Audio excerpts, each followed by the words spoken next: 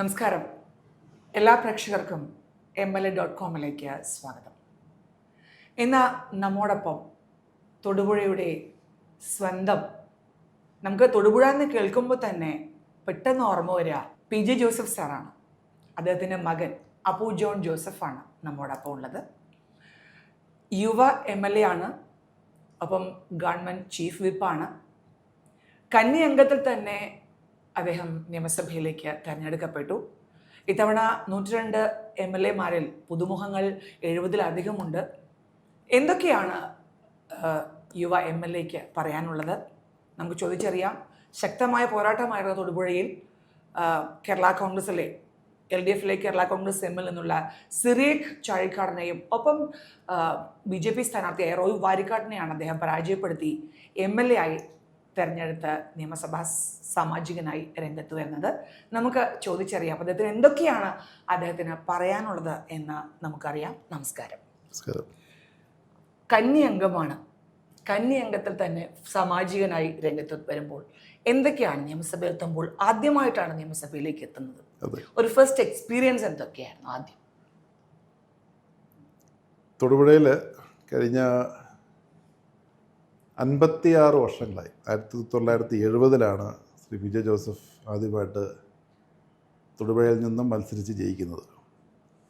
56 വർഷം തൊടുപുഴയിലെ ഒരു ജനപ്രതിനിധിയായി നിലനിന്നുകൊണ്ട് അതിലൊരു ഇടയ്ക്ക് ഒരു 10 വർഷം ഗ്യാപ്പുണ്ട്.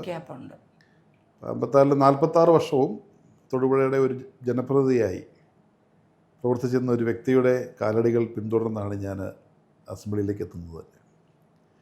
അപ്പോൾ ആദ്യമായിട്ട് അസംബ്ലിയിലേക്ക് കാലെടുത്ത് വെക്കുമ്പോൾ എൻ്റെ പിതാവ് ദീർഘനാൾ നിയമസഭയിൽ ജോലി ചെയ്തിരുന്ന, അല്ലെങ്കിൽ കേരളത്തിൻ്റെ വിവിധ വകുപ്പുകളിൽ മന്ത്രിയായിട്ടും MLA-മായിട്ടുമൊക്കെ ജോലി ചെയ്തിരുന്ന ഒരു നിയമനിർമ്മാണ സഭയിലെ അകത്തളത്തിലേക്ക് പ്രവേശിക്കുമ്പം ഭയങ്കര ഒരു എക്സൈറ്റ്മെൻറ്റും എന്താ പറയുന്നത്, ഒരു ആഹ്ലാദവും.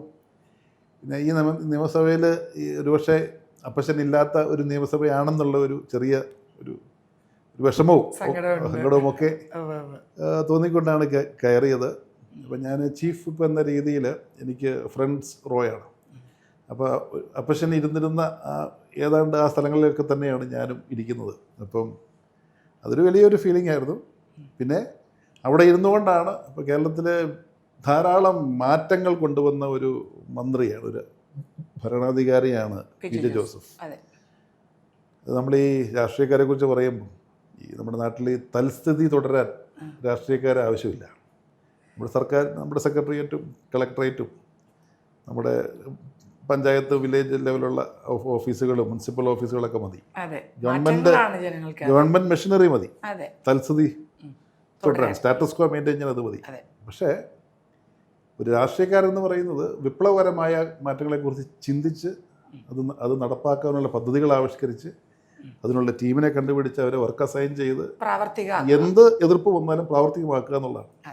അപ്പോൾ ആ നിയമസഭയിൽ ഇരുന്നുകൊണ്ടാണ് കേരളത്തിലെ +2 വിദ്യാഭ്യാസ സമ്പ്രദായവും കേരളത്തിലെ സ്വാശ്രയ കോളേജുകളുടെ സമ്പ്രദായങ്ങളും, നമ്മളിപ്പോൾ വണ്ടി ഓടിച്ച് കിടക്കുന്ന KSTP റോഡുകൾ, ആദ്യമായിട്ട് കേരളത്തിലെ വില്ലേജ് ഓഫീസുകൾക്കെല്ലാം ഓഫീസ് ബിൽഡിങ്ങുകൾ റവന്യൂ മന്ത്രിയാവ് ചെയ്തതാണ്. ഭവന നിർമ്മാണ മന്ത്രിയായിരുന്നപ്പോൾ ഇന്ത്യയിലെ ഏറ്റവും മികച്ച ഭവന നിർമ്മാണ വകുപ്പിനുള്ള അവാർഡുകൾ സ്ഥിരം വാങ്ങിക്കൊണ്ടിരുന്നൊരു ഡിപ്പാർട്ട്മെൻറ്റായിരുന്നു. അതുപോലെ ജലവിഭവ വകുപ്പ് എന്ന് വേണ്ട തൊട്ടതെല്ലാം പൊന്നാക്കിയ ഒരു ഭരണാധികാരിയുടെ ഒരു കർമ്മ സ്ഥലത്ത്, അല്ലെങ്കിൽ അദ്ദേഹത്തിൻ്റെ ഒരു ജോലി ചെയ്തിരുന്ന സ്ഥലത്ത് അദ്ദേഹത്തിൻ്റെ പിൻഗാമിയായിട്ട് വന്നിരുന്നത് ഒരു ഭയങ്കര ഫീലിംഗാണ്. ഇപ്പോൾ പറഞ്ഞതുപോലെ തന്നെ വലിയ ഇത്രയും കർമ്മനിരതനായ ഒരു അച്ഛൻ്റെ മകനാണ്. ധാരാളം പ്രവർത്തനങ്ങൾ കാഴ്ചവെച്ച ഒരു അച്ഛൻ്റെ മകനാണ്. ആ അച്ഛൻ്റെ മകന് ധാരാളം ഈ മണ്ഡലത്തിലേക്ക് ചെയ്യാനുണ്ടാവും. സ്വപ്ന പദ്ധതികൾ അച്ഛൻ പൂർത്തീകരിക്കാതെ പോയ കാര്യങ്ങൾ ഉണ്ടാവാം. ചിലപ്പോൾ ഇനിയും കുറച്ച് സമയമുണ്ടായിരുന്നെങ്കിൽ അദ്ദേഹത്തിന് പൂർത്തീകരിക്കാൻ ധാരാളം സ്വപ്നങ്ങൾ ഉണ്ടായിരുന്നു കാണാം. എന്തൊക്കെയാണ് ഇത്? ഞാൻ പല വേദികളിലും പറയുന്നൊരു കാര്യമാണ്. PJ ജോസഫിൻ്റെ 56 വർഷത്തെ രാഷ്ട്രീയ പാരമ്പര്യവും പ്രവർത്തന പരിചയവും പ്രവർത്തന മികവും അദ്ദേഹം നടത്തിയെടുത്തിട്ടുള്ള ഭരണ നേട്ടങ്ങളും മാറ്റങ്ങളുമൊക്കെ ആയിട്ടായിരിക്കും ജനങ്ങൾ എന്നെ താരതമ്യം ചെയ്യാൻ പോകുന്നത്. അദ്ദേഹത്തിൻ്റെ 56 വർഷവും എൻ്റെ 5 വർഷം കഴിയുമ്പോൾ എൻ്റെ 5 വർഷത്തെ പ്രവർത്തനമായിട്ട് ഡയറക്റ്റായിട്ടൊരു നേരിട്ടൊരു പിൻഗാമി എങ്ങനെയായിരിക്കും താരതമ്യം വരും. അതെ അതെ. അപ്പോൾ അത് തന്നെ അപ്പോൾ എൻ്റെ ഒരു നിലനിൽപ്പിൻ്റെ വിഷയമാണ്. ഞാൻ അതിനെയും മറികടന്നുള്ള രീതിയിൽ പ്രവർത്തിക്കണമെന്നുള്ളത്. തീർച്ചയായിട്ടും അതെനിക്കൊരു വലിയ പ്രചോദനമാണ്. കാരണം അദ്ദേഹം തുടങ്ങി വെച്ച ധാരാളം പദ്ധതികളുണ്ട് തൊടുപുഴയിൽ. ഉദാഹരണത്തിന് പറഞ്ഞു കഴിഞ്ഞാൽ ഇപ്പം നിങ്ങൾ വരുന്ന വഴിക്ക് തൊട്ടടുത്താണ് ഇവിടെ ഒരു റിവർ വ്യൂ റോഡുണ്ട്. അതിൻ്റെ ബെൽമൗത്ത്, അതിൻ്റെ വീതി കൂട്ടിൽ ഇപ്പോൾ കഴിഞ്ഞ ദിവസം അവിടെ ഒരു വളരെ നീണ്ട തൊണ്ടപുള്ളിക്കൊടുവിൽ നമുക്ക് അവിടുത്തെ ഒരു ബിൽഡിംഗ് പൊളിച്ച് മാറ്റാൻ കഴിഞ്ഞു. ഇനി അവിടുത്തെ ബെൽമൗത്ത് വീതി കൂട്ടിയാണ്. പുതിയൊരു പാലമുണ്ട് തൊടുപുഴ ഒരു ബൈപ്പാസിൻ്റെ ഭാഗമായിട്ട്. ഒരു പാലത്തിൻ്റെ അപ്രോച്ച് റോഡിൻ്റെ ഒരു സൈഡ് കഴിഞ്ഞു, അടുത്ത റോഡിൻ്റെ ഇപ്പോൾ ടെൻഡർ വിളിക്കാൻ പോവുകയാണ്. അതുപോലെ തന്നെ ഇവിടുത്തെ റവന്യൂ ഇതിൻ്റെ ഈ കോംപ്ലക്സിൻ്റെ കോംപ്ലക്സിൻ്റെ ഒരു അനക്സ് പണിയുന്നുണ്ട്. അപ്പോൾ അതിൻ്റെയൊക്കെ പണി തുടങ്ങി വയ്ക്കുകയാണ്. അതുപോലെ ധാരാളം റോഡുകൾ തുടങ്ങി വെച്ച പണികളുടെ അതൊക്കെ പൂർത്തീകരിക്കാനുണ്ട്. അപ്പോൾ അതെല്ലാം പൂർത്തീകരിച്ച് ഇനി പുതിയൊരു ദിശയിലേക്ക് ഈ ദീപമണ്ഡലത്തെ കൊണ്ടുപോവുക എന്നുള്ളതായിരിക്കും പ്രഥമമായി ചെയ്യാനുള്ളത്. സ്വപ്ന പദ്ധതികൾ എന്തൊക്കെയാണ് ഇപ്പം നമുക്ക് നടപ്പാക്കണം? ഞാൻ അധികാരത്തിൽ വന്നാൽ ഈ മണ്ഡലത്തിൽ എനിക്ക് ഏറ്റവും ഇമ്പോർട്ടൻ്റ് ആയിട്ട് ചെയ്യാവുന്നത് ഇതാണ് തുടങ്ങി വയ്ക്കാൻ പറ്റിയ. തൊടുപുഴയിലെ കാര്യം പറയുന്നത്, തൊടുപുഴ കേരളത്തിലെ മറ്റ് നിയോജക മണ്ഡലമായിട്ടൊക്കെ നമ്മൾ താരതമ്യം ചെയ്യുമ്പോൾ അടിസ്ഥാന സൗകര്യ വികസനങ്ങളുടെ കാര്യത്തിൽ മറ്റേത് മണ്ഡലങ്ങളെക്കാളും ഒരു 2-3 വള്ളപ്പാട് മുൻപിലാണ് തൊടുപുഴ നിയോജക മണ്ഡലം. അത് ഈ ഒരു കൊച്ചു പട്ടണത്തിന് ഇപ്പോൾ തന്നെ 8 ബൈപ്പാസുകളുണ്ട്. 9ാമത്തെ ബൈപ്പാസിൻ്റെ പണിയാണ് ഞാനിപ്പോൾ പറഞ്ഞുകൊണ്ടിരുന്നത്. അത് ഇനി അവിടുന്ന് മറ്റൊരു ചുങ്കം പറഞ്ഞ സ്ഥലത്തേക്കൊരു വഴിയുടെ വീതി കൂട്ടാനുണ്ട്. അതുപോലെ തന്നെ മറ്റൊരു വഴി വരുന്നുണ്ട്. ഇവിടെ നെല്ലാപ്പാറ എന്നൊരു സ്ഥലമുണ്ട്. നെല്ലാപ്പാറ തൊട്ട് മുടക്കത്താനം, അതിൻ്റെ പണിയും നമ്മൾ തുടങ്ങി വയ്ക്കാൻ പോവുകയാണ്. അത് അടുത്ത പാലം അവിടെ വരാൻ ഉള്ള ഒരു ഇതിലേക്കാണ് നമ്മൾ മുന്നോട്ട് പോകുന്നത്. അതെ. അപ്പം ഈ അടിസ്ഥാന സൗകര്യ വികസനങ്ങളുള്ള ഈ ഒരു മേഖലയിൽ നിന്ന് പക്ഷേ ഇന്ന് യുവജനങ്ങൾ ഇവിടുന്ന് കൂട്ടത്തോടെ പലായനം ചെയ്തു പോയിക്കുന്നു. കാരണം തൊഴിലവസരങ്ങളില്ല എന്നുള്ളതാണ് ഏറ്റവും അടിസ്ഥാനപരമായ വിഷയം. അപ്പോൾ ഇത്രയും അടിസ്ഥാന സൗകര്യ വികസനങ്ങളുള്ള ഒരു മേഖലയെ ഇനി തൊഴിൽ ഉൽപ്പാദക മേഖലയാക്കി മാറ്റുക എന്നുള്ളതാണ് പിടിച്ചു നിർത്താൻ. അതിനുവേണ്ടി ഞാൻ തിരഞ്ഞെടുപ്പ് കാലത്ത് തന്നെ അന്ന് പ്രഖ്യാപിച്ച 1-2 കാര്യങ്ങളുണ്ട്. ഈ തൊടുപുഴയിലാണ് ഇന്ന് കേരളത്തിൽ ഏറ്റവും കൂടുതൽ ഔട്ട്ഡോർ ഫിലിം ഷൂട്ടിംഗ് നടക്കുന്നത്. ഏതാണ്ട് 600ഓളം സിനിമകൾ ഇതുവരെ തൊടുപുഴയിൽ ഷൂട്ട് ചെയ്തിട്ടുണ്ട്. ഈ ദൃശ്യം 1, 2, 3 എല്ലാം ഞങ്ങളുടെ വീട്ടിൽ നിന്ന് ഒരു 2 കിലോമീറ്റർ ഉള്ളൂ മോഹൻലാൽ താമസിച്ചിരുന്ന, ജോർജ് കുട്ടി താമസിച്ചിരുന്ന വീട് വഴുത്തലയിലാണ്. അതുപോലെ വെള്ളിമൂങ്ങ സിനിമ എൻറ്റയർലി ഷൂട്ട് ചെയ്ത് തൊടുപുഴയിലെ ഞങ്ങളുടെ വീടിൻ്റെ തൊട്ട് പുറകിലുള്ള ഒരു മലയിലാണ്, ഒരു കുണിഞ്ഞി എന്ന് പറയുന്നത്, കൊടികുത്തി കുണിഞ്ഞ ഭാഗത്താണ് ഇവിടെ ഷൂട്ട് ചെയ്തത്. അപ്പോൾ ഈ ഔട്ട്ഡോർ ഷൂട്ടിംഗ് നടക്കുന്ന ഈ ഒരു സ്ഥലത്ത് എന്തുകൊണ്ട് നമുക്കൊരു ഫിലിം സിറ്റി ആലോചിച്ചുകൂടാ? ഒരു സിനിമയുടെ ക്ലാപ്പ് ഓൺ കർമ്മം തൊട്ട് അതിൻ്റെ പോസ്റ്റ് പ്രൊഡക്ഷൻ ആക്ടിവിറ്റീസ്, അതിൻ്റെ എഡിറ്റിങ്, ഡബ്ബിങ്, അതുപോലെ shooting floors, indoor set shoot ചെയ്യാനുള്ള ഫ്ലോറുകൾ എല്ലാം ഒരു കുടക്കീഴിൽ ഒരു സിനിമ തൊടുപുഴ വന്ന് ക്ലാപ്പ് ഓൺ കർമ്മം നടത്തിയാൽ റിലീസ് ചെയ്യുന്ന ഒരു ആക്ടിവിറ്റി വരെ തൊടുപുഴ തീർന്നു കഴിഞ്ഞാൽ തൊടുപുഴ ഒരു ഫിലിം ഹബ്ബാക്കി മാറ്റാൻ സാധിക്കും. കാരണം ധാരാളം ഔട്ട്ഡോർ ഷൂട്ടിംഗ് കൂടെ ഇറങ്ങും. ഇവരിത് പാക്കപ്പ് ചെയ്തിട്ട് ഇവർ നേരെ മദ്രാസിനോ അല്ലെങ്കിൽ കൊച്ചിയിൽ പോയാണ് ബാക്കി പണി ചെയ്യുന്നത്. അപ്പോൾ ഇവിടെ തന്നെ വന്ന് ക്യാമ്പ് ചെയ്താൽ അപ്പം അതും അതിനോടനുബന്ധമായിട്ടുള്ള അതിൻ്റെ മറ്റ് ഇൻഫ്രാസ്ട്രക്ചർ, നമുക്ക് താമസിക്കാനുള്ള ഹോട്ടലുകളും അതുപോലെ ഫിലിം ഇൻസ്റ്റിറ്റ്യൂട്ടുകൾ, ഒരു ഫിലിം കം നോളജ് സിറ്റി എന്നുള്ളതാണ് ഇപ്പോൾ നമ്മുടെ ബജറ്റിൽ പെടുത്തിയിട്ടുണ്ട്. തൊഴിലും വരും. അപ്പോൾ ഈ നോളജ് സിറ്റി എന്ന് പറയുമ്പോഴത്തേക്കും അന്താരാഷ്ട്ര ഇപ്പം പുതിയ മുഖ്യമന്ത്രിയുടെ നയപ്രഖ്യാപനം, ഗവർണറുടെ നയപ്രഖ്യാപനത്തിലും ബജറ്റിലും പറഞ്ഞിട്ടുണ്ട് നമ്മൾ അന്താരാഷ്ട്ര യൂണിവേഴ്സിറ്റികളുടെ ഓഫ് ക്യാമ്പസുകൾ ഇവിടെ കൊണ്ടുവരും.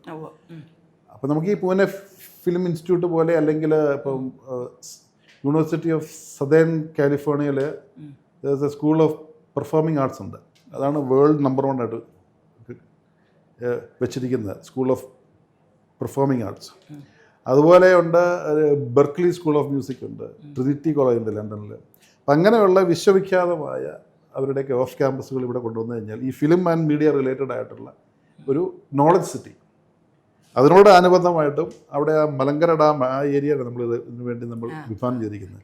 അതൊരു ഭയങ്കര ടൂറിസ്റ്റ് അട്രാക്ഷനുകളാണ്. അവിടെ ഒരു ഫിലിം ബേസ്ഡ് ഒരു തീം പാർക്ക്, കുട്ടികൾക്കുള്ള റൈഡുകളും ഫിലിം ബേസ് സാധനങ്ങളും, ഈ അവിടുത്തെ വാട്ടർ, നമ്മുടെ ഡാമിൻ്റെ അത് യൂട്ടിലൈസ് ചെയ്ത് അവിടെ വാട്ടർ സ്പോർട്സും അങ്ങനെയുള്ള സംഭവങ്ങളൊക്കെ. അപ്പോൾ ഇതൊരു വലിയ പാക്കേജായിട്ട് കൊണ്ടുവന്നു കഴിഞ്ഞാൽ ഒരു ചുരുങ്ങിയത് ഒരു 15,000 പേർക്ക് 20,000 പേർക്ക് ജോലി കിട്ടുന്ന ഒരു വലിയ സംരംഭമായിട്ട് തൊടുപുഴ കൊണ്ടുപോകാൻ സാധിക്കും. സാധ്യതയുള്ള തൊടുപുഴ ഭയങ്കര ഭയങ്കര മനോഹരമായ ഭൂപ്രദേശമാണ് തൊടുപുഴ.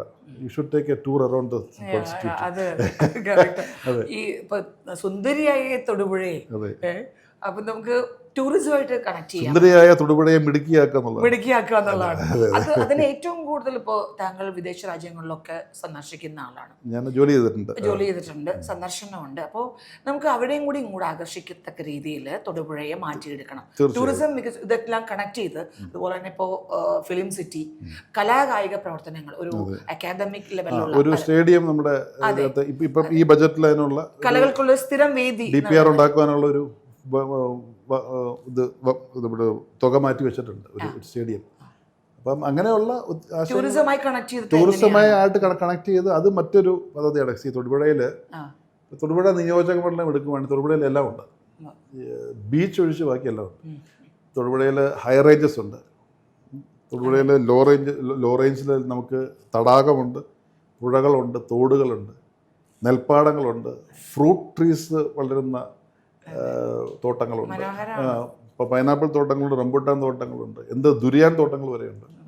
എല്ലാം ഡ്രാഗൺ ഫ്രൂട്ട് എന്ന് വേണ്ട പ്ലാന്റേഷൻസ് ഉണ്ട്, ട്രക്കിംഗ് ട്രാക്സ് ഉണ്ട്, ഹൈക്കിംഗ് ട്രാക്സ് ഉണ്ട്. റിലീജിയസ് എടുത്തു കഴിഞ്ഞാൽ അതിപുരാതനങ്ങളായ ദേവാലയങ്ങളുണ്ട്, അമ്പലങ്ങളുണ്ട്. ഇപ്പോൾ പുതിയ നമ്മുടെ ഇന്ദിരാ ഗ്യാരണ്ടിക്കകത്തുള്ള ഒരു കാര്യമുണ്ട്, നിങ്ങൾ ശ്രദ്ധിച്ചെന്നറിയത്തില്ല. യുവജനങ്ങൾക്ക് 5 ലക്ഷം രൂപ വരെ പലിശരഹിത ലോൺ സംരംഭങ്ങൾ തുടങ്ങുവാൻ. ഇവിടെയുള്ള കർഷക കുടുംബങ്ങളിലെ ചെറുപ്പക്കാർ ഈ 5 ലക്ഷം രൂപ എടുത്തിട്ടേ 5 ലക്ഷം രൂപയ്ക്ക് നമുക്കൊരു ഡീസൻ്റ് ഒരു നല്ല കോട്ടേജ് പണിയാം, വീടിനോട് ചേർന്ന് ഒരു വൃത്തിയുള്ള ഒരു മുറിയും ഒരു വെറ്റ് ഡ്രൈ പാർട്ടീഷനുള്ള ഒരു ബാത്റൂമും വീട്ടിലുണ്ടാക്കുന്ന ഭക്ഷണം കൊടുത്തു കഴിഞ്ഞാൽ ലോകം തൊടുപുഴയിലേക്ക് ഒഴുകിയെത്തും ഇവിടെ വരാൻ വേണ്ടി. ഇവർക്കെല്ലാം തൊഴിലുമായി വരുമാനമായി. കാർഷിക മേഖലയിൽ വരുമാനം കുറവെന്ന് പറയുന്ന ഈ ഹോം സ്റ്റേ വഴി നമുക്കത് മേക്കപ്പ് ചെയ്യാം. വിദ്യാഭ്യാസ മേഖലയിൽ നല്ല മികവ്, താങ്കൾ പറഞ്ഞതുപോലെ തന്നെ IT ഹബ്ബുകളടക്കം നല്ല തൊഴിൽ സാധ്യതകളും നല്ല വിദ്യാഭ്യാസവും നൽകിയാൽ മാത്രമാണ് യുവാക്കളെ നമുക്ക് മുൻനിരയിലേക്ക് എത്തിക്കാൻ. വിദ്യാഭ്യാസ മേഖല മികവിനെ എങ്ങനെയാണ്? വിദ്യാഭ്യാസ മേഖലയെക്കുറിച്ച് പറയുമ്പോൾ ഞാൻ അസംബ്ലിയിൽ ഒരു കാര്യം ഞാൻ സൂചിപ്പിച്ചിട്ടുണ്ട്. ഞാൻ ഒരു 7 വർഷം സ്വിറ്റ്സർലൻഡ് ജോലി ചെയ്ത. എൻ്റെ മകൻ അവിടെ ആണ് 2 കിൻഡർ ഗാർട്ടൻ, പ്രീ സ്കൂളും 2 കിൻഡർ ഗാർട്ടനും 1-ാം ക്ലാസ് വരെ അവിടെ പഠിച്ചത്. അപ്പോൾ അവിടെ ഫസ്റ്റ് കിൻഡർ ഗാർട്ടനിൽ നമ്മുടെ LKG പോകുന്ന കുട്ടി ആദ്യത്തെ ദിവസം പഠിക്കുന്നത് റോഡ് ക്രോസ് ചെയ്യാനാണ്. ഇപ്പോൾ ഒന്നുകിൽ ട്രാഫിക് മറ്റേ ലൈറ്റുള്ളടത്ത് അല്ലെങ്കിൽ സിബ്ര ലൈനുള്ളടത്ത് എങ്ങനെയാണ് റോഡ് ക്രോസ് ചെയ്യേണ്ടത് അപകടം പറ്റാതെ. അടുത്ത ദിവസം ഈ പിള്ളേരെ പഠിപ്പിക്കുന്നത് വേസ്റ്റ് സെഗ്രിഗേഷനാണ്. എന്താണ് പേപ്പർ വേസ്റ്റ്, എന്താണ് ഗ്ലാസ് വേസ്റ്റ്, എന്താണ് ഫുഡ് വേസ്റ്റ്, ഗ്രീൻ വേസ്റ്റ്, എന്താണ് മെറ്റൽ വേസ്റ്റ്, എന്താണ് കെമിക്കൽ അല്ലെങ്കിൽ ടോക്സിക് വേസ്റ്റ്. ഇതൊക്കെ പിള്ളേരെ ഓരോ കളർ കോഡഡ് ബിൻസ് വെച്ചിട്ട് അവർ അവയർനെസ് കൊടുക്കുകയാണ്. പിന്നെ സ്വിമ്മിങ് മാൻഡേറ്ററിയാണ്. ഫിസിക്കൽ സ്ട്രെങ്ത്, ഇത്രയും ഹൈറ്റുള്ള പ്ലാറ്റ്ഫോമിൽ നിന്നൊക്കെ എടുത്ത് ചാടാൻ പറയും, അത് ചെയ്യും. പിന്നെ ഫൈൻ മോട്ടോർ സ്കിൽസ്, നമ്മുടെ സൂചി നൂല് ഓർക്കുന്ന പരിപാടികൾ, ലിസണിങ് സ്കിൽസ്, പേഷ്യൻസ്, ക്ഷമ, എങ്ങനെയാണ് ക്ലാസ് അറ്റൻഡ് ചെയ്യേണ്ടത്. ഇപ്പോൾ ഒരു ടീച്ചർ ചോദ്യം ചോദിച്ചാൽ ക്ഷമയോടെ ഇരുന്നിട്ട് ഉത്തരം അറിയാവുന്നൊരു കൈ പൊക്കി നിൽക്കണം. ആദ്യത്തെ ദിവസങ്ങളിൽ പിള്ളേർ നമ്മുടെ ഇവിടത്തോട് ഷൗട്ട് ചെയ്യും. അപ്പോൾ ഒന്നും ഉത്തരം ചോദിച്ചാൽ എല്ലാവരും പറയും ഞാൻ പറയും രണ്ടെന്നല്ല വിളിച്ച് പറയും. ഞാൻ പറയും ടീച്ചർ ഞാൻ പോയിൻ്റ് ഔട്ട് ചെയ്യുന്ന ആൾ മാത്രമേ ആൻസർ ചെയ്യാവുള്ളൂ. ഒരാഴ്ച പിള്ളേർ പഠിക്കും, കൈ പൊക്കി നിന്നാൽ മതി. ടീച്ചറിൻ്റെ എൻ്റെ ടൈം വന്നാലേ ടീച്ചർ സമ്മതിക്കുള്ളൂ. ക്ഷമ പഠിപ്പിക്കും, ലിസൺ ചെയ്യാൻ പഠിപ്പിക്കും. ലൈഫ് സ്കിൽസാണ് അവിടെ ഈ ഒരു പ്രായത്തിൽ കുട്ടികളെ പഠിപ്പിക്കുന്നത്. ഞാൻ അസംബ്ലിയിൽ പറഞ്ഞു, അതായത് ഒരു വ്യക്തിയുടെ ക്യാരക്ടർ ഫോർമേഷൻ, സ്വഭാവ രൂപീകരണം നടക്കുന്നൊരു പ്രായമാണ് ഒരു 4 വയസ്സ് തൊട്ടൊരു ഈ പറയുന്ന ഈ കിൻഡർ ഗാർട്ടൻ പ്രായം തൊട്ടൊരു 4-ാം ക്ലാസ് വരെ. അൺഫോർച്ചുനേറ്റ്ലി നമ്മുടെ നാട്ടിൽ ഏറ്റവും കുറച്ച് ഗവൺമെൻറ് മുതൽ മുടക്കുന്നത് ഇവിടെയാണ്. നമുക്ക് കാര്യപ്രാപ്തിയുള്ള, രാഷ്ട്രബോധമുള്ള, സിവിക് സെൻസുള്ള, പ്രിൻസിപ്പിൾസ് ഉള്ള, പൗരബോധമുള്ള അങ്ങനെയുള്ള ഒരു തലമുറയെ വാർത്തെടുക്കണമെങ്കിൽ you have to catch them young. നമ്മുടെ പ്രീ പ്രൈമറി വിദ്യാഭ്യാസ മേഖലയെ നമ്മൾ ഉടച്ചു വാർത്ത് അവിടെ ക്വാളിറ്റി ഇൻസ്റ്റിൽ ചെയ്യാൻ മാത്രമേ നമുക്ക് നല്ലൊരു തലമുറയെ വാർത്തെടുക്കാൻ പറ്റത്തുള്ളൂ. അത് തൊടുപുഴ ഇംപ്ലിമെൻറ്റ് ചെയ്യാൻ ഒരു പ്രോജക്റ്റ് ഞാൻ എഴുതിക്കൊണ്ടിരിക്കുകയാണ്. അത് ഓൾറെഡി പ്രോജക്റ്റിൻ്റെ കരട് റിപ്പോർട്ടായി. ഞാനും അത് എഴുതുന്ന ആളുമായിട്ട് ഇരുന്നത് ഡിസ്കസ് ചെയ്തു. അത് എന്തെങ്കിലും ഒരു CSR ഫണ്ടോ എന്തെങ്കിലും ഉപയോഗിച്ചു. കാരണം സർക്കാരിനെ കൊണ്ട് ഒരു പരിധി വരെ പറ്റത്തുള്ളൂ. അപ്പം നമ്മൾ ഇതിനു വേണ്ടി നമ്മളൊരു നല്ല ക്വാളിറ്റി പ്രോജക്റ്റ് ഉണ്ടാക്കിയാൽ ഫണ്ട് ചെയ്യാൻ ഇഷ്ടംപോലെ ആൾക്കാരുണ്ട്. ഉണ്ട്. നമുക്കിത് CSR ഫണ്ടുകൾ വെച്ചിട്ട് സ്കൂളുകളുടെ ക്വാളിറ്റി ഉയർത്തുക. അപ്പോൾ സർക്കാർ സ്കൂളുകളുടെയും എയ്ഡഡ് സ്കൂളുകളുടെയും ക്വാളിറ്റി ഉയർത്തിയാൽ അത്രയും കൂടെ കുട്ടികൾ അവിടെ വന്ന് ചേരും. അത്രയും കൂടെ PSCയിൽ ജോലി കിട്ടാതിരിക്കുന്ന ചെറുപ്പക്കാർക്ക് അത്രയും കൂടെ ജോലി കിട്ടും. ഇപ്പം പിള്ളേരുടെ എണ്ണം കുറവായതുകൊണ്ട് സ്കൂളുകളിൽ ഡിവിഷൻ ഫോൾ വരും. അപ്പം നമ്മൾ ഡിവിഷൻ കുറച്ച് കഴിയുമ്പോഴത്തേക്കും അത്രയും അധ്യാപകരെ പിന്നെ അതേ അവർ വേറെ സ്കൂളിലേക്ക് ഷിഫ്റ്റ് ചെയ്യുന്നു. ഈ സ്കൂളുകൾ അടച്ചു പൂട്ടേണ്ട സ്ഥിതിയിലേക്ക് വരും. അതെ, ഈ സർക്കാർ സ്കൂളുകൾ നമ്മൾ ഇങ്ങനെയുള്ള പ്രോഗ്രാംസ് ഇൻട്രൊഡ്യൂസ് ചെയ്ത് അതൊരു അതൊരു മെഷറബിൾ ഒരു ഓൺഗോയിങ് പ്രോജക്റ്റായിട്ട് ഒരു ബോഡിയെ കൊണ്ട് ചെയ്യിപ്പിച്ച് അതിന് ഫീഡ്ബാക്ക് എടുത്തിട്ട് അതിനുള്ള ആ സിസ്റ്റം ഉണ്ടാക്കി സിസ്റ്റമാറ്റിക് ആയിട്ട് ചെയ്താൽ ഇവിടെ ഒരു 40 സ്കൂളുകൾ ഇത് ചെയ്യാൻ ഞാൻ ഒരു പദ്ധതി ഇട്ടുകൊണ്ടിരിക്കുകയാണ്. ഈ വിദ്യാഭ്യാസ മേഖലയെ കുറിച്ച് പറയുമ്പോൾ തന്നെയാണ് നീറ്റ് പരീക്ഷ ചോദ്യപേപ്പർ അടക്കമുള്ള മേഖലകളെ എടുത്ത് പറയാതെ പോകാൻ വയ്യ. ജൻസികളടക്കമുള്ളവർ നിരത്തിലിറങ്ങുന്നു, പ്രക്ഷോഭം നടത്തുന്നു. CJP പുതിയ പാർട്ടി വരുന്നു. അവരുടെ ഒരു ജൻസികളുടെ കൂട്ടായ്മയാണ് ആ പാർട്ടിയായി രൂപീകരിച്ചത്. ഇത്തരം സമരങ്ങൾ ഒഴിവാക്കേണ്ടതല്ലേ? എന്താണ് ജൻസിയെ കുറിച്ച് നമ്മൾ പറയുമ്പോൾ എല്ലാവരും വിചാരിച്ചത് ജൻസി എന്ന് പറയുന്ന ഫുൾ ടൈം മൊബൈലിൽ തോണ്ടി എഴുത്തുമാനം അല്ലെങ്കിൽ വായനയൊന്നും ഇല്ലാത്ത അവരുടെ ലോകത്ത് ജീവിക്കുന്ന ഏതോ സ്വപ്നജീവികൾ എന്നുള്ളൊരു ധാരണയായിരുന്നു ആളുകൾക്ക് ഇതുവരെ. എൻ്റെ 2 മക്കളും ജൻസിയാണ്. അവരെല്ലാം രണ്ടുപേരും 2012 മുമ്പ് ഈ ജൻസി കാലഘട്ടത്തിൽ ജനിച്ചവരാണ്. അപ്പം ഈ കുട്ടികൾക്ക് ഇവർക്ക് എന്താ വെച്ചാൽ ഇവർ നമ്മൾ വിചാരിക്കുന്നവരല്ല, ഇവർ ഭയങ്കര സ്മാർട്ടാണ്, ഭയങ്കര അഡാപ്റ്റീവാണ്. ഇവരുടെ ഒരു ജനറേഷൻ്റെ ഒരു പ്രത്യേകത എന്ന് പറയുന്നത് ഇവർക്കാർക്കും പൊളിറ്റിക്കൽ അഫിലിയേഷൻസ് ഇല്ല. ഒരു 90% പിള്ളേർക്കും പൊളിറ്റിക്കൽ അഫിലിയേഷൻസ് ഇല്ല. അവർക്ക് ഒരു രാഷ്ട്രീയ പാർട്ടിയുടെയും ഭാഗമല്ല. അവർ സബ്ജക്റ്റ് ഓറിയൻറ്റഡാണ്. അവർക്കൊരു വിഷയാധിഷ്ഠിതമായിട്ട് അവർ എന്നെ പ്രശ്നങ്ങളെ കാണുന്നതാണ്. ഇപ്പം ഈ നീറ്റ് വിഷയം തന്നെ അത് ആ ഒരു തലമുറയെ ബാധിച്ചൊരു വിഷയമാണ്.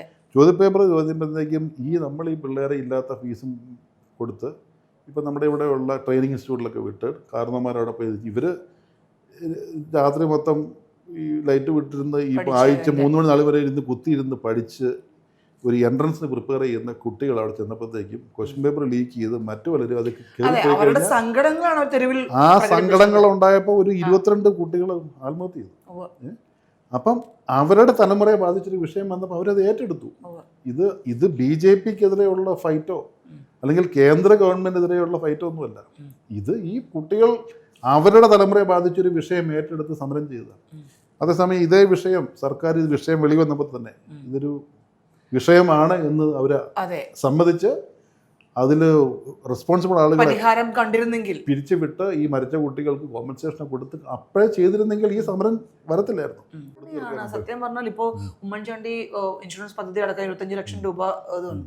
പക്ഷെ അതൊക്കെ ഇൻഷുറൻസ് പദ്ധതികളൊക്കെ പ്രഖ്യാപിക്കുമ്പോഴും ഈ പറഞ്ഞതുപോലെ സർക്കാർ ഹോസ്പിറ്റലുകളെയാണ് സാധാരണ ജനങ്ങൾ ആശ്രയിക്കുന്നത്. അവിടെ ഒന്നും മരുന്നുകൾ കിട്ടാനില്ലാത്ത അവസ്ഥയാണ്. കിട്ടാനില്ല. അപ്പം ഞാൻ KMSക്ക് കൊടുക്കാനുള്ളത് കോടികളാണ്. എങ്ങനെയാണ് ഇതൊക്കെ മെയിൻറ്റെയിൻ ചെയ്യുന്നത്? അപ്പം ഞാൻ അവിടെ ഉള്ള ഡോക്ടർമാരോടും ഒക്കെ അവിടെ ഉദ്യോഗസ്ഥരോടൊക്കെ സംസാരിക്കുമ്പോൾ അവർ തന്നെ എന്നോട് പറയുന്നുണ്ട്, സാറേ ഇതൊരു 6-7 മാസമാവും ഇതൊന്ന് ഫിക്സ് ചെയ്ത് കൊണ്ടുവരണമെങ്കിൽ. അതൊരു വലിയ ഭഗീരഥ പ്രയത്നം തന്നെയാണ്. പക്ഷെ അതിനുള്ള ആർജവവും അതിനുള്ള കഴിവും ഈ സർക്കാരിനുണ്ട്. കാരണം ഇത്രയും താറുമാറായി കിടക്കുന്ന ഒരു സിസ്റ്റത്തെ ഓവർനൈറ്റ് നമുക്ക് നിശ്ചയിക്കാൻ പറ്റത്തില്ല. ഇത് ഓരോ ഘട്ടം ഘട്ടമായി ഓരോ പ്രശ്നങ്ങളും അത് മൈക്രോ ലെവലിൽ സ്പ്ലിറ്റ് ചെയ്ത് അത് സോൾവ് ചെയ്ത് വരണം. അപ്പോൾ ഇതിലൊരു 6-7 മാസമെങ്കിലും എടുക്കുമെന്നുള്ളതാണ് അവരുടെ ഒരു എസ്റ്റിമേറ്റ്. പക്ഷേ ഇത് തിരിച്ചു കൊണ്ടുവരും. ഇപ്പോൾ ജൻസികളുടെ കാര്യം പറഞ്ഞു പോകുമ്പോൾ തന്നെ ഓപ്പറേഷൻ തുഫാനെ കുറിച്ച് പറയാതിരിക്കാൻ വയ്യ. അതാണ് ഏറ്റവും അതൊരു ലാൻഡ് മാർക്ക് എന്ന് പറയുമ്പോൾ തന്നെ നമ്മൾ പ്രഖ്യാപിക്കുകയും ചെയ്തു ഓപ്പറേഷൻ തുഫാൻ. നമ്മൾ ഇടുക്കി പോലുള്ള നമുക്കൊരു സിനിമ ഇറങ്ങി ഇടുക്കി ഗോൾഡ്. അപ്പോൾ ഇതൊക്കെ മാറ്റേണ്ട ഒരു ആവശ്യകതയിലേക്ക്. അതായത് ഈ ഓപ്പറേഷൻ തുഫാൻ എന്ന് പറയുന്നത് ഈ സർക്കാർ പ്രഖ്യാപിച്ച നയങ്ങളിൽ ഏറ്റവും എഫക്റ്റീവായിട്ട് നടന്നുകൊണ്ടിരിക്കുന്നത് ഓപ്പറേഷൻ തുഫാനാണ് എന്ന് പറയുന്നത്. നമുക്കറിയാം ഈ കഴിഞ്ഞ ഒരു പ്രഖ്യാപിച്ച് ഈ ഇതുവരെ ഏതാണ്ട് 70 കോടിയിലധികം വേർത്തുള്ള ഡ്രഗ്സ് കോൺഫിസ്കേറ്റ് ചെയ്തിട്ടുണ്ട്. 7000-ന് മുകളിൽ അറസ്റ്റ് നടന്നിട്ടുണ്ട്. ഇതൊക്കെ just tip of the iceberg ആണ്. ഡെപ്തിലേക്ക് പോയിട്ടില്ല. ഈ ഡി അഡിക്ഷൻ സെൻ്ററിലൊക്കെ പോകുന്ന പിള്ളേർ 6-7 പഠിക്കുന്നൊക്കെ പിള്ളേരാണ്. സ്കൂൾ കുട്ടികളെ ഇവർ കോൺസെൻട്രേറ്റ് ചെയ്യുന്നത്. ഒരു സംസ്കാരം ഇല്ലാണ്ടാക്കാൻ അല്ലെങ്കിൽ ഒരു പ്രദേശത്ത് തന്നെ ഇല്ലാണ്ടാക്കാൻ ഒന്നുകിൽ അവിടുത്തെ യുവാക്കളെ കൊന്നുകളയാം, അല്ലെങ്കിൽ യുവാക്കളെ ഇതുപോലെ തന്നെ നിഷ്ക്രിയമാക്കി കളയാം. ഈ പറയുന്ന ഡ്രഗ്സിൻ്റെ അടിമകളാക്കി. പണ്ട് കാലത്തൊക്കെ വാർഫെയർ അതായിരുന്നു. പണ്ട് ബൈബിളിൽ പറയുന്നുണ്ട്, നമ്മുടെ ജീസസ് ഉണ്ടായ സമയത്ത് ഇദ്ദേഹം അവിടുത്തെ എല്ലാ കുട്ടികളെയും കൊന്നുകളയാൻ പറഞ്ഞു. കാരണം ഇവിടെ നിനക്കെതിരെ ഒരു രാജാവ് ഇവിടെ ജനിച്ചിട്ടുണ്ടെന്ന് ഈ 3 രാജാക്കന്മാർ പോയി അദ്ദേഹത്തിൻ്റെ കോർട്ടിൽ പോയി പറഞ്ഞു. എല്ലാ കുട്ടികളെ കൊന്നു കളഞ്ഞു. ആ കുട്ടികളെ കൊന്നു കളയുന്നതിന് തുല്യമാണ് ഈ ഡ്രഗ്സ് എന്ന് പറഞ്ഞ ഒരു മഹാവിപത്ത് ഈ നാട് മുഴുവൻ വിതച്ച് ഇവരുടെ ചിന്താശേഷിയും ഇവരുടെ കാര്യപ്രാപ്തിയും കർമ്മശേഷിയും അത് നമുക്കെതിരെയുള്ളൊരു ആസൂത്രിത ഗൂഢാലോചന പോലുമാണ് നമ്മൾ ആലോചിക്കേണ്ടിയിരിക്കുന്നത്. അതിനെതിരെ ഒരു വലിയ ഫൈറ്റാണ് ഈ ഓപ്പറേഷൻ തൂഫാൻ എന്ന് പറയുന്നത്. അതും ഞാൻ അസംബ്ലിയിൽ ഞാൻ ഇതേക്കുറിച്ച് ഇടുക്കിയാണെങ്കിലും തൊട്ടടുത്തെടുക്കുന്ന കൊച്ചിയാണ്. കൊച്ചിയിലാണ് ഏറ്റവും കൂടുതൽ ഇതിന്റെ അല്ല, കൊച്ചിയൊന്നുമില്ലെന്ന്, ഇത് എല്ലായിടത്തും ഇത് വ്യാപകമാണ്. ഇതിന്റെ നമ്മളൊക്കെ ചിന്തിക്കുന്നതിനപ്പുറം ഈ ഇടയ്ക്ക് 2 അധ്യാപികമാരെ സസ്പെൻഡ് ചെയ്തു. അധ്യാപികമാരാണ് ഇതിന് ഇട നിൽക്കുന്നതെന്ന് പറയുമ്പോൾ ഇതിന്റെ എന്ത് തലത്തിൽ വരെ ഡെപ്തിൽ വരെ ഇവര് നുഴഞ്ഞു കയറിയിട്ടൊന്ന് നമ്മൾ ആലോചിച്ച് നോക്കി. പിന്നെ അതിനോടൊപ്പം തന്നെ നമ്മൾ ആലോചിക്കേണ്ടത് ഈ ഒരു കാര്യം പറഞ്ഞുകൊണ്ട് ഞാൻ അസംബ്ലിയിൽ ഇത് അവതരിപ്പിച്ചതാണ്. ഈ ഡ്രഗ്സിനെതിരെയുള്ള ഫൈറ്റിനെ പോലെ തന്നെ ഇമ്പോർട്ടൻ്റ് ആണ് ഡി അഡിക്ഷൻ സെൻറ്റേഴ്സ്. നമ്മൾ ഈ ആൽക്കഹോളിക്സ് അനോണിമസ് എന്ന് ഒരു പക്ഷേ കേട്ടിട്ടുണ്ടാവും. അതുപോലെ തന്നെ നർക്കോട്ടിക്സ് അനോണിമസ് സംഭവം. ഈ നർക്കോട്ടിക്സ് നമ്മുടെ എല്ലാ ജില്ലകളിലും തുടങ്ങി. ഇതിൽ നിന്ന് വെളിയിൽ വരാൻ ആഗ്രഹിക്കുന്നവർക്കുള്ളൊരു സപ്പോർട്ട് സിസ്റ്റവും കൂടെ സർക്കാർ തുടങ്ങണം. കാരണം ഇതിൻ്റെ പെഡ്ലേഴ്സ്, ഇത് വിൽക്കുന്നതെന്ന് പറയുന്നത് കൂടുതൽ ഇത് ഉപയോഗിക്കുന്ന ആളുകളാണ്. ഇത് ഉപയോഗിക്കാൻ വേണ്ടി ഇവർക്ക് പൈസ ഇല്ലാണ്ടാവുമ്പോൾ ഇവരെക്കുറിച്ച് ഇത് ചില്ലറയായിട്ട് ഇവരെ കൊണ്ട് ഇത് വിൽപ്പന നടത്തിക്കും. അതിൽ നിന്ന് കിട്ടുന്ന പൈസ കൊണ്ട് ഇവന് ഉപയോഗിക്കാനുള്ള ഡ്രഗ്സ് മേടിക്കുന്നത്. അപ്പോൾ ഈ പെഡ്ലേഴ്സ് എന്ന് പറയുന്നത് ഇതിൻ്റെ ഉപഭോക്താൾ തന്നെയാണ്. ആ ഡി അഡിക്ഷനും കൂടെ നമ്മൾ ഏറ്റെടുത്ത് ഇവരിതിൽ നിന്ന് പിന്തിരിപ്പിച്ച് കൊണ്ടുവന്നാൽ മാത്രമേ ഇതിൻ്റെ അഡിക്ഷൻ ഭയങ്കര സ്ട്രോങ്. ആൽക്കഹോൾ പോലെയല്ലെന്നാണ് പറയുന്നത്. ആൽക്കഹോളിക് ഒരു ഡി അഡിക്ഷൻ സെൻറ്ററിൽ പോയ ഒരു 65% ആളുകൾ ആൽക്കഹോളിൽ നിന്ന് മാറുന്നെങ്കിൽ ഇതിൻ്റെ ഇപ്പോഴത്തെ റേറ്റ് ഉണ്ട് 2%, 3% ഉണ്ട്. Once addicted always addicted. ഇതെല്ലാം നമ്മൾ അഡ്രസ് ചെയ്യണം. പ്രവർത്തനങ്ങളോട് ജസ്റ്റ് ഒന്ന് പെട്ടെന്ന് പറഞ്ഞു ജനങ്ങൾക്ക് എന്താണ് ചീഫ് വിപ്പിന്റെ പ്രവർത്തനം എന്ന് അറിയാൻ ആഗ്രഹം. ചീഫ് വിപ്പ് എന്ന് പറയുന്നത് ഇപ്പം ഞാൻ UDFന്റെ കേരള ഗവൺമെന്റ് ചീഫ് എന്ന് പറയുമ്പോൾ UDFന്റെ ചീഫ് വിപ്പാണ്. അപ്പോൾ അവിടെ അസംബ്ലിയിൽ ഒരു വോട്ടിംഗ് വരുമ്പോൾ ഞാനാണ് എല്ലാവർക്കും വിപ്പ് കൊടുക്കുന്നത്. ഈ വിപ്പ് ഒരു 3 ലൈൻ വിപ്പ് എന്ന് പറയും. ഈ വിപ്പിൽ ലംഘിച്ചാൽ MLA അയോഗ്യരാകും. അപ്പം ഞാൻ ഇൻക്ലൂഡിങ് എല്ലാ നേതാക്കന്മാർക്കും മിനിസ്റ്റേഴ്സിനൊക്കെ ഞാൻ ആ വിപ്പ് കൊടുക്കുന്നത്. അപ്പോൾ ആ നിയമസഭയിലെ ഒരു നമ്മുടെ UDFന്റെ ഇങ്ങനെയുള്ള ഈ വോട്ടിങ്ങിനിടുന്ന പല അവസരങ്ങളുണ്ട്. ബജറ്റിൻ്റെ ചർച്ചമേലെ വോട്ടിംഗ് ഉണ്ട്, അല്ലെങ്കിൽ ഏതെങ്കിലും ഒരു നോൺ കോൺഫിഡൻസ് മോഷൻ കൊണ്ട് അതിന്മേലെ വോട്ടിംഗ് ഉണ്ട്. അപ്പോൾ അതിനകത്തൊക്കെ ഈ ഇത് വിപ്പ് കൊടുക്കുക. ആ ഒരു രീതിയിലുള്ള ആ ഒരു അസംബ്ലി നടക്കുമ്പോഴുള്ള ഒരു കൺട്രോളാണ് ചീഫ് വിപ്പിൻ്റെ. ഫാമിലി എങ്ങനെയാണ്? വൈഫ് എന്ത് ചെയ്യുന്നു? വൈഫ് അതെ, അനു എന്നാണ് പേര്. അനു PhD ഇൻ മാനേജ്മെൻ്റ് ആയിരുന്നു. കോളേജ് പഠിപ്പിക്കുമായിരുന്നു ഒരു 2-3 വർഷം മുമ്പ് വരെ. ഇപ്പം ഞാൻ കുറച്ച് കൃഷിയും, ഞാൻ നേരത്തെ IT-യിലായിരുന്നു. അത് കഴിഞ്ഞിട്ട് കുറച്ച് കൃഷിയും ഒരു ഫാമൊക്കെ ഉണ്ട്. അവിടെ ഒരു ഫാം സ്റ്റേ ഞങ്ങൾ തന്നെ തുടങ്ങിയിട്ടുണ്ട്. ഇപ്പോൾ അനു അത് ഫാം സ്റ്റേ മാനേജ് ചെയ്യുന്നു. 2 മക്കളാണ്. മൂത്തയാൾ 26, അവന് ക്രൈസ്റ്റിലാണ് പഠിച്ചത്. അത് കഴിഞ്ഞിട്ട് അവിടെ ബാംഗ്ലൂർ ജോലിയായിരുന്നു. ഇപ്പോൾ പുള്ളി ജോലിയെല്ലാം വിട്ടിട്ട് മദ്രാസിലെ AR റഹ്മാൻ്റെ ഒരു മ്യൂസിക് കോളേജുണ്ട്, അവിടെ മ്യൂസിക് പഠിച്ചുകൊണ്ടിരിക്കുന്നത്. കലാരംഗത്തേക്ക് മ്യൂസിക് പ്രൊഡക്ഷൻ. അവന് മൾട്ടി ഇൻസ്ട്രുമെൻറ്റിസ്റ്റാണ്, സിംഗറാണ്. പുള്ളി ഗിറ്റാർ വായിക്കും, ബേസ് ഗിറ്റാർ വായിക്കും, സാക്സഫോൺ വായിക്കുന്നുണ്ട്. അവന് 1-2 ബാൻഡ് പ്ലേ ചെയ്യുന്നുണ്ട്.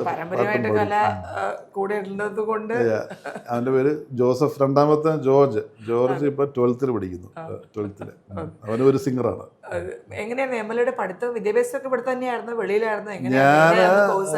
ഞാൻ സ്കൂള് ഒത്തിരി സ്ഥലത്ത് പഠിച്ചിട്ടുണ്ട്. ഞാൻ ട്രിവാൻഡ്രത്ത് പറവൂര് നമ്മുടെ VD സതീശൻ മുഖ്യമന്ത്രിയുടെ കോൺസ്റ്റിറ്റ്യുവൻസിയിലെ ഒരു കോൺവെൻറ്റ് സ്കൂളിൽ ഞാൻ എൻ്റെ LKGയുടെ UKGയുടെ പകുതി അവിടെ പഠിച്ചിട്ടുണ്ട്. പിന്നെ ട്രിവാൻഡ്രത്ത് നിർമ്മലാമാനി പഠിച്ചിട്ടുണ്ട് 1ാം ക്ലാസ്. പിന്നെ ഇവിടെ തൊടുപുഴ വിമലാലയം 5ാം ക്ലാസ്സിൽ ട്രിവാൻഡ്രത്ത് ക്രൈസ്റ്റ് നഗർ. പിന്നെ ഇവിടെ 10th ഇവിടെ തൊടുപുഴ ഡിപ്പോളായിരുന്നു. പ്രീ ഡിഗ്രി തേവര കോളേജിലായിരുന്നു. ഈയിടയ്ക്ക് മുഖ്യമന്ത്രി ഞാനിവിടെ ഞങ്ങൾക്കൊരു സിഗറുണ്ടായിരുന്നു തേവര കോളേജിൽ. നമ്മൾ മുഖ്യമന്ത്രി തേവര കോളേജിൻ്റെ ആലുമിനായി. തേവര പ്രീ ഡിഗ്രി പഠിച്ചത്. എഞ്ചിനീയറിംഗ് പഠിച്ചത് കോയമ്പത്തൂരാണ്, ഒരു KCT എന്നൊരു കോളേജിലാണ്. അതിനുശേഷം ഞാൻ 1 വർഷം ജർമ്മൻ പഠിച്ചു ഇവിടെ പൂനെയിൽ. അത് കഴിഞ്ഞ് പിന്നീട് IT മേഖലയിലായിരുന്നു.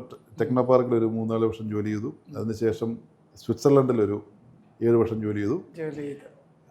അതിനുശേഷം തിരിച്ചു വന്ന ശേഷം IT വിട്ടിട്ട് ഫാമിങ്ങിലേക്ക് തിരിഞ്ഞു. ഞാനിവിടെ മീനാക്ഷിപുരം പാലക്കാട് അത് വന്നാൻ തോന്നിയെന്ന് വെച്ചാൽ അപ്പച്ചൻ്റെ ഒരു ലേറ്റർ ഇയേഴ്സിൽ അത് ചെയ്യും. കുറച്ച് ഈ അടുത്ത ഒരു 10-15 വർഷം 12 വർഷങ്ങളായിട്ട് എല്ലാ സ്ഥലത്തു നിന്നും പോകാനുള്ള മൊബിലിറ്റിയൊക്കെ ഇഷ്യൂ വന്നപ്പോഴത്തേക്ക് ഞാൻ കൂടെ അപ്പച്ചന് കൂടെ അല്ല, അപ്പച്ചനൊരു സപ്പോർട്ടായിട്ടാണ് ഞാൻ പാർട്ടിയിൽ വന്നത്. പക്ഷെ അത് പെട്ടെന്ന് തന്നെ പാർട്ടിയുടെ മെയിൻ സ്ട്രീമിലേക്ക് വരാൻ സാധിച്ചു. ഞാൻ ആദ്യമേ പാർട്ടിയുടെ സ്റ്റിയറിംഗ് കമ്മിറ്റി മെമ്പറായിട്ട് തുടങ്ങി. പിന്നീട് പാർട്ടിയുടെ ഹൈപ്പവർ കമ്മിറ്റിയായി. പാർട്ടിയുടെ ഒരു IT ആൻഡ് പ്രൊഫഷണൽ കോൺഗ്രസിൻ്റെ സ്റ്റേറ്റ് പ്രസിഡൻ്റായി. കഴിഞ്ഞ കൊല്ലം പാർട്ടിയുടെ സ്റ്റേറ്റ് കോർഡിനേറ്ററായി. ഈ വർഷം ഒരു അപ്പച്ചൻ ഈ ഇലക്ട്രൽ പൊളിറ്റിക്സിൽ നിന്ന് പിന്മാറിയപ്പോൾ തൊടുപുഴയിൽ എൻ്റെ പേര് പൊങ്ങി വന്നു. അതെ, PJ ജോസഫിന്റെ മുഖം ഇപ്പൊ മകന്റെ മുഖമായിട്ട് മാറട്ടെ എന്ന് ആശംസിക്കുകയാണ്. എങ്ങനെയാണ് ഒരു കലാ കുടുംബമാണ്, ഹോബീസ് എങ്ങനെയാണ് MLA-യുടെ? എൻ്റെ മെയിൻ ഹോബി എന്ന് പറയുന്നത് ട്രാവലിംഗാണ്. ഞാൻ എല്ലായിടത്തും എനിക്ക് ഡ്രൈവ് ചെയ്ത് ഭയങ്കര ഇഷ്ടമാണ്. ഞങ്ങൾ 2023 ഞാനും എൻ്റെ വൈഫും മനുവും ജോസഫും ജോർജും കൂടെ ഈ തൊടുപുഴയിൽ നിന്ന് ഭൂട്ടാൻ വരെ വണ്ടി ഓടിച്ചു പോയി. നമ്മുടെ ഈ 22 days ഒരു റോഡ് ട്രിപ്പ് ആയിരുന്നു. അറിയാം, അച്ഛൻ നല്ല പാട്ടുകാരനാണ്, മകൻ ആ ഒരു പാത പിന്തുടരുക. ഒരു പഴയ ഹിന്ദി പാട്ടാണ്, മുഹമ്മദ് റാഫിയുടെ പാട്ടാണ്. അപ്പച്ചൻ പണ്ട് പാടിക്കൊണ്ടിരുന്ന പുകാരത്താ ചലാ ഹൂം മേ ഗലി ഗലി ബഹാർ की बस एक जुल्फ की बस एक निगाह प्यार की पुकारता चला हूँ मैं ये दिल लगी ये शोखिया सलाम की यही तो बात हो गई है काम की कोई तो मुड़ के देख लेगा इस तरह कोई नजर तो होगी मेरे नाम की पुकारता चला हूँ मैं गली गली बहार की बस एक जुल्फ की बस एक निगाह प्यार की पुकारता